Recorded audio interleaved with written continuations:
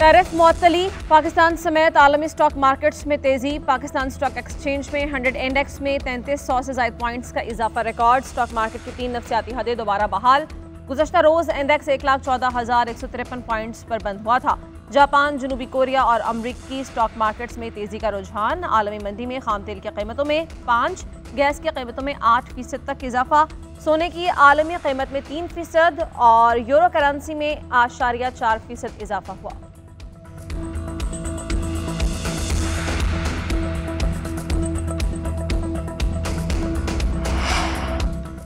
Tariff के मामले पर अमेरिकी सदर ट्रंप ने बड़ा यू टर्न ले लिया। अमेरिकी सदर ने इजाफी टैरिफ का नफाज 90 रोज के लिए रोक दिया। सदर ट्रंप ने चीन पर टैरिफ 125% तक बढ़ा दिया। फौरी नाफिजुल अमल होगा। बाकी ममालिक पर 10% टैरिफ बरकरार रहेगा।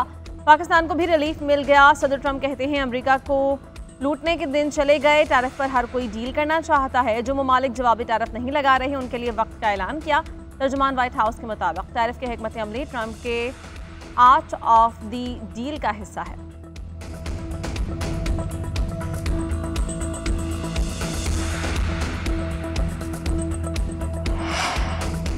टैरिफ की जंग में बीजिंग का भी पीछे हटने से इनकार। अमरीकी अशिया पर 84% टैरिफ लगा दिया। अमरीका के साथ इक़्तिसादी ताल्लुकात पर वाइट पेपर जारी।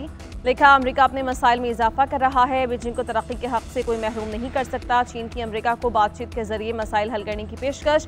उधर अमरीकी वज़ीर ख़जाना ने चीन के 84% जवाबी टैरिफ को अफसोसनाक करार दिया। कहा, बीजिंग का जवाबी वार चीन के लिए नुकसानदेह होगा। यूरोपीय यूनियन ने भी अमरीका पर इजाफी टैरिफ आयद किया। 20 अरब यूरो से ज़ायद मालियत की अमरीकी मसनूआत पर टैक्स की मंजूरी। जवाबी टैरिफ की शरह 25% और इत्तलाक 15 अप्रैल से होगा।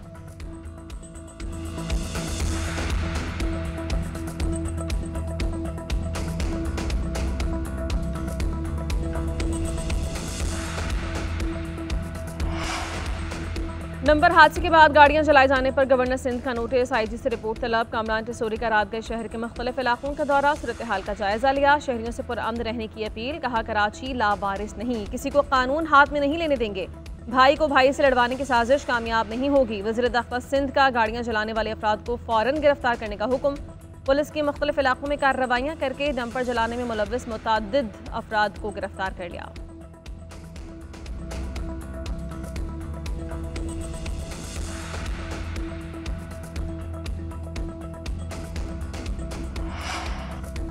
अपोजिशन लीडर उमर अयूब के खिलाफ 4 अक्टूबर के एहतजाज पर दर्ज 9 मुकदमात की समाअत। इस्लामाबाद की इंसदाद दहशतगर्दी अदालत ने उमर अयूब को जमानत दे दी। अदालत का मुलजिम को 5-5 हज़ार रुपए के मचल के जमा करवाने का हुक्म। अदालत में रिकॉर्ड पेश न करने पर जज ने बरहमी का इजहार किया।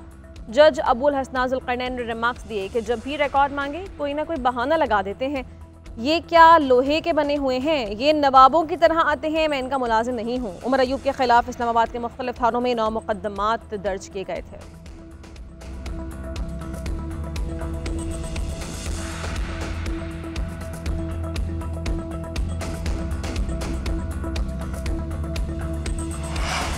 पाकिस्तान को हार्ड स्टेट होना चाहिए, मगर उसकी बुनियाद आइन और कानून पर होनी चाहिए। तशद्दुद और जबर से खोखली स्टेट बनती है। ऑपोजिशन लीडर उमर अयूब ने कहा कि मेरे पास उड़न तश्तरी भी हो तो बैक वक्त 3 शहरों में नहीं पहुंच सकता। जुडिशल सिस्टम और पुलिस सिस्टम में रिफॉर्म्स की बहुत जरूरत है। परसों अडियाला में बानी पीटीआई को मिलने नहीं दिया गया। हमारे लोगों को गिरफ्तार किया गया। पीटीआई में ग्रुपिंग पर नून लीग और पीपी का क्या लेना देना है?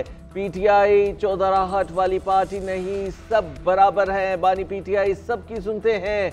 बानी पीटीआई की क़ियादत में पार्टी मुत्तहिद है। मादनियात बिल पास करना या ना करना सूबाई असम्बली और सूबाई हुकूमत का मामला। दोस्त ममालिक से इक़्तिसादी ताल्लुकात मज़ीद मजबूत बनाने का मिशन। वज़ीर आज़म शहबाज शरीफ 2 रोज़ा दौरे पर आज बेलारूस रवाना होंगे। सदर नून लीग नवाज शरीफ और वज़ीर आला पंजाब मरीम नवाज भी साथ होंगी। बेलारूस से तिजारत और सरमायाकारी के शोबे में अहम पेशरफ्त मुतवक्के। मुआशी ताउन और तिजारती रवाबित के फ़रोग़ पर मुज़ाकरात शेड्यूल। पाकिस्तान में ट्रैक्टर साजी के लिए ताउन और रूस यूक्रेन तनाज़े पर भी बात होगी।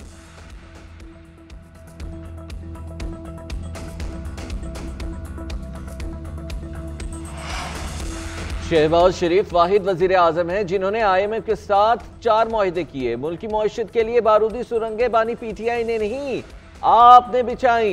पीटीआई रहनुमा शेख वकास अकरम ने कहा है कि PTM 1 और 2 बताया कि आपने कौन सी डील खत्म की। हमें कहा जाता था कि ये मिसाइल प्रोग्राम को रोल बैक करना चाहते हैं। 3 बरस में पाकिस्तान की तारीख की सबसे कम ग्रोथ हुई। 1 माह पहले उड़ान पाकिस्तान प्रोग्राम शुरू किया गया था। मौजूदा हुकूमत ने पाकिस्तान की मईशत का बेड़ा गर्क कर दिया।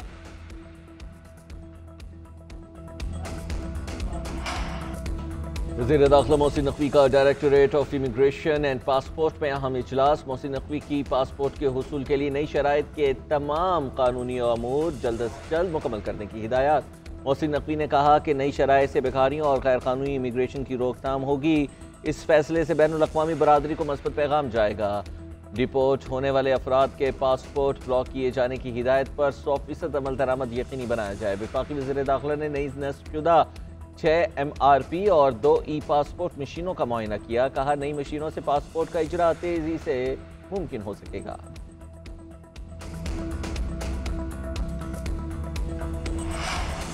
किसान इत्तेहाद का हुकूमत के खिलाफ 14 अप्रैल से एहतजाज करने का ऐलान। खालिद खोकर ने कहा है कि आज किसान गंदम की कीमत ना मिलने पर परेशान है।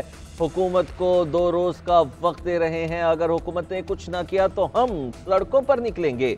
वज़ीर आला पंजाब के कहने पर गंदम की फसल उगाई। किसानों ने 2.5 करोड़ एकड़ पर गंदम की फसल काश्त की। जब आपके पास ज़राअत के अलावा कुछ नहीं तो उसको तरजीहात में क्यों नहीं लाते? सबसे ज्यादा खिदमत हम करते हैं लेकिन हमें कोई सहूलत मैसर नहीं।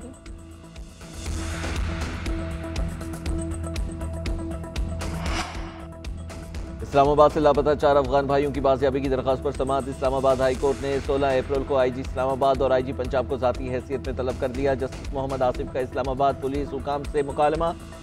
कहा कि अगर आपके साथ हो या मेरे साथ हो तो तब एहसास होता है। अगर लोग आकर कह देते हैं कि हमें पता नहीं। बलोचिस्तान में भी पहले कहते थे कि बंदे हमारे पास नहीं, फिर वहीं से बरामद होते थे। ये सिलसिला कब तक चलता रहेगा? जिसका बंदा लापता होता है वो हर पल जिंदा रहता है, हर पल मरता है। 4 लापता बेटों के वालिदा ये कमरा अदालत में आबदीदा हो गई और अदालत ने केस में JIT बनाने का इंदिया भी दे दिया।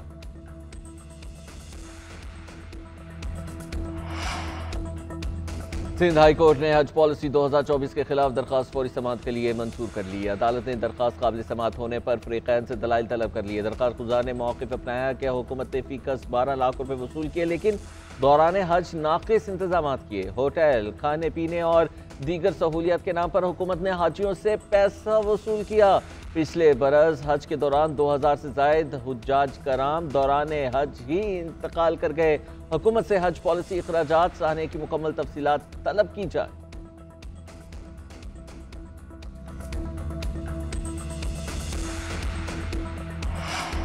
पंजाब के लिए बड़ा आलमी एजाज। साल 2027 के लिए लाहौर ECO के सियाहती दारुल हुकूमत की नामजदगी की दौड़ में शामिल 10 ममालिक की मुआशी ताउन तंजीम ECO का 25 रुकनी वफ्द 13 अप्रैल से लाहौर का दौरा करेगा। ECO में तुर्की, ईरान, अफगानिस्तान, आज़रबाईजान और कजाकिस्तान शामिल। किर्गिस्तान, ताजिकिस्तान, तुर्कमानिस्तान और उज़्बेकिस्तान भी रुकन ममालिक में शामिल। वज़ीर आला पंजाब की मेज़बानी में मुस्तकिल मंदूबीन काउंसिल का इजलास सिविल सेक्रेटेरिएट में होगा। वफ्द मेला चरागा देखने के अलावा वॉल्ड सिटी समेत दीगर तारीखी मकामात और सेफ सिटीज़ अथॉरिटी का दौरा करेगा। वफ्द को गवर्नर हाउस में जोहराना भी दिया जाएगा। मुल्क के बलाई और मैदानी इलाकों में बादल बरसने को तैयार है। महकमा मौसमियात ने लाहौर, पेशावर समेत मुल्क के मुख्तलिफ शहरों में बारिश की पेशगोई कर दी है। इस्लामाबाद और खित्ता पटोहार में बादलों के डेरे हैं। कश्मीर और गिलगित बल्तिस्तान में मूसलाधार बारिश का इम्कान है। जेहलम, गुजरांवाला, सरगोदा और फैसलाबाद में भी बारिश की तवक्को है। सिंध के कई शहरों में मतला, बहरालूद, सक्खर, लाड़काना, जैकबाबाद, दादू और कश्मोर में बारिश का इम्कान। महकमा मौसमियात के मुताबिक जनूबी पंजाब और सिंध में गर्मी की शिद्दत आज भी बरकरार रहेगी। सक्खर, मिट्टी और नवाबशाह का पारा 45 डिग्री तक जाने का इम्कान है।